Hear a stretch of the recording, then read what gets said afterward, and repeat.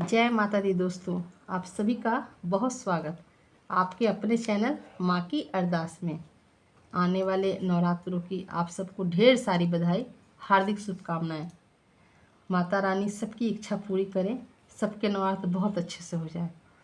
तो आज की वीडियो हमारी श्री दुर्गा सप्तशती जो पुस्तक होती है उसके बारे में है कि हमें इस पुस्तक का कितनी बार पाठ करना चाहिए, इस पुस्तक को पढ़ने से हमें क्या लाभ मिलता है, नवरात्रों में इसका पाठ करना कितना शुभ होता है।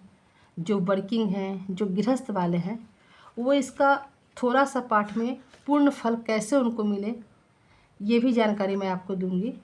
और ये भी मान के चलिए कि जितना आपसे हो सके उतना ही माता रानी की आप पूजा कीजिए। तो सबसे पहले तो ये जानिए कि दुर्गा सप्तशती में 700 श्लोक होते हैं, इसीलिए इसे दुर्गा सप्तशती कहा जाता है।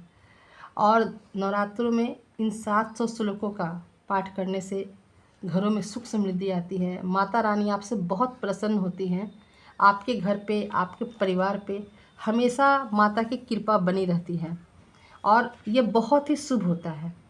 तो सबसे पहले तो ये जानिए कि हमें जब हम पाठ शुरू करते हैं उससे पहले हमें क्या करना होता है। तो सबसे पहले जिस भी धार्मिक पुस्तक को आप पढ़ते हैं, दुर्गा सप्तशती हो या कुछ और भी हो, दुर्गा चालीसा हो, तो सबसे पहले पुस्तक पे टीका ज़रूर लगाइए और अक्षत ज़रूर छिड़किए। ये रखने के बाद हाथ जोड़ के इनको प्रणाम कीजिए। और आइए जानते हैं कि डेली के पूजा में हमें कौन कौन से पाठ ज़रूर से करने हैं।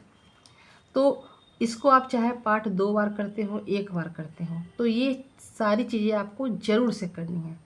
देखिए, पहला हो गया श्री दुर्गा अष्टोत्तर कवच अर्गला कील। उसके बाद ये बीच का आता है, तो ये बीच का आप पढ़े ना पढ़े, जो ज़्यादा साधु संत है ना वो लोग के लिए होता है, गृहस्थ वाले से कम ही पढ़ते हैं, या जिनको आता है वो पढ़ भी सकते हैं। पूरी पुस्तक ही पवित्र है। उसके बाद ये सारे पाठ आ जाते हैं, प्रथम अध्याय, द्वितीय अध्याय, तृतीय अध्याय, चतुर्थ अध्याय, ये पूरा पाठ है। उसके बाद ये पूरा पाठ है, 13 अध्याय होते हैं इसमें, ठीक है। उसके बाद आता है क्षमा प्रार्थना। दिन में 13 अध्याय पढ़ते हैं।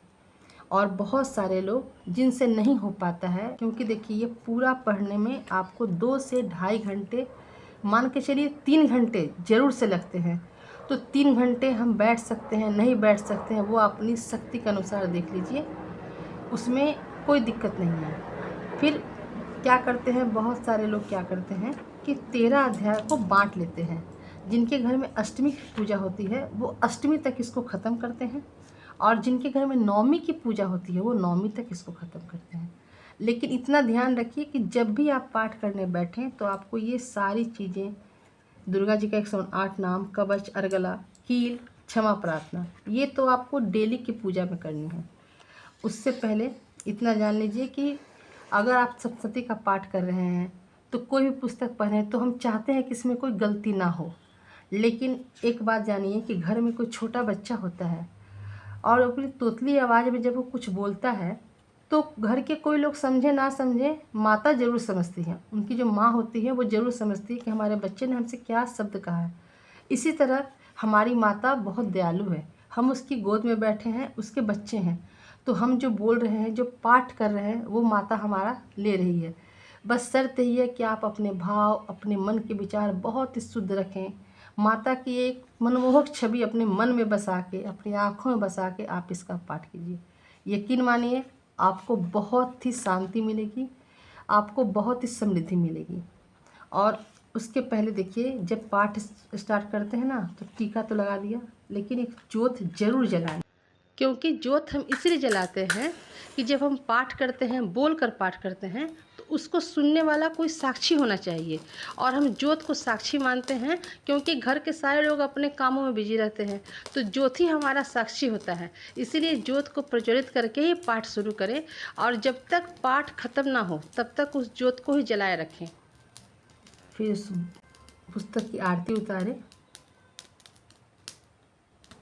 ये माता से प्रार्थना करते हुए कि माता, हम आपके बच्चे हैं और आपका पाठ शुरू कर रहे हैं, आप इसे स्वीकार करना और हम पे, हमारे परिवार पे अपनी कृपा बनाए रखना। तो आपको आगे में सब बता दिया था गया था। देखिए इसमें 108 नाम हैं, दुर्गा जी के 108 नाम के वर्णन है इसमें। जो आपको करना है उसके बाद आपका आता है कवच। कवच ये जरूर करना है। और हाँ, कवच का पाठ आप बहुत ही शांत मन से करें। और अगर कवच का पाठ करते समय आपके शरीर में कुछ अनुभव हो तो आप घबराएं नहीं। इतना समझ लीजिए कि माता आपके साथ है, आपकी वो पूजा को सफल बना रही है, आपकी पूजा वो ले रही है। उसके बाद आता है अर्गला। अर्गला का पाठ बहुत ही शुभ होता है करना। इसे डेली भी पढ़ना चाहिए, ये बहुत ही शुभ होता है। फिर कील। कील तो ज़रूर करना है। ये पाठ करने के बाद आप अपनी पाठ का शुरुआत कर सकते हैं। देखिए यहाँ से प्रथम अध्याय शुरू हो गया है। यहाँ से ये आपको बहुत ही शांत मन से, बहुत ही शुद्ध विचार रख के करना है।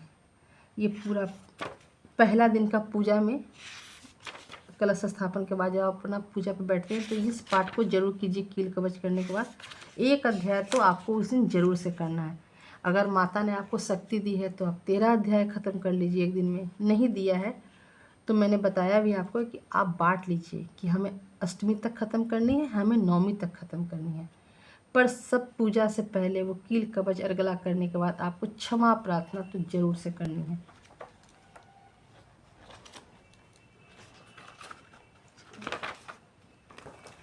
क्षमा प्रार्थना आपको डेली करना है।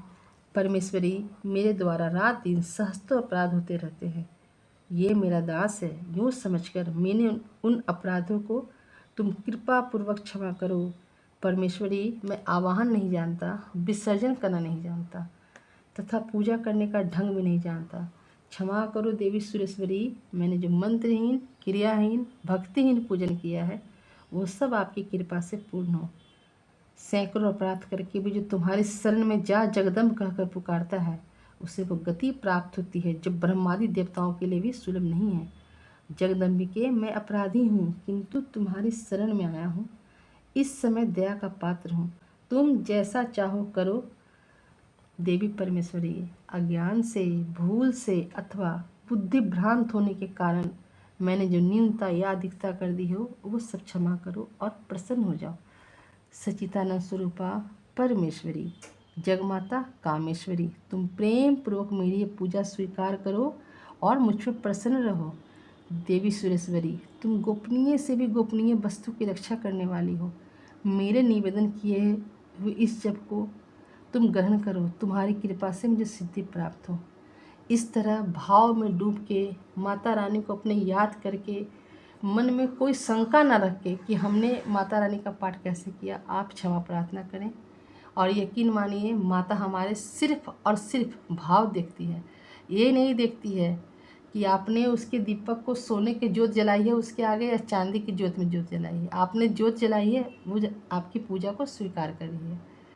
तो मेरी जानकारी आपको कैसी लगी आप ज़रूर बताएं कमेंट करके। और चैनल को सब्सक्राइब करें, लाइक करें। और जब भी कोई पुस्तक हो, धार्मिक पुस्तक, सप्तशती हो, चालीसा हो, आप उसको हमेशा कपड़े से ढक के ही रखें, कभी ऐसे नहीं रखना चाहिए। सब माता रानी से यही अरदास कि माता सबके नवरात्र अच्छे से हो जाए, सबकी पूजा तुम सफल करना। हर साल आपका पूजा हम ऐसा ही करते रहें माता रानी। तो इसी विश्वास के साथ आप सभी को जय माता दी।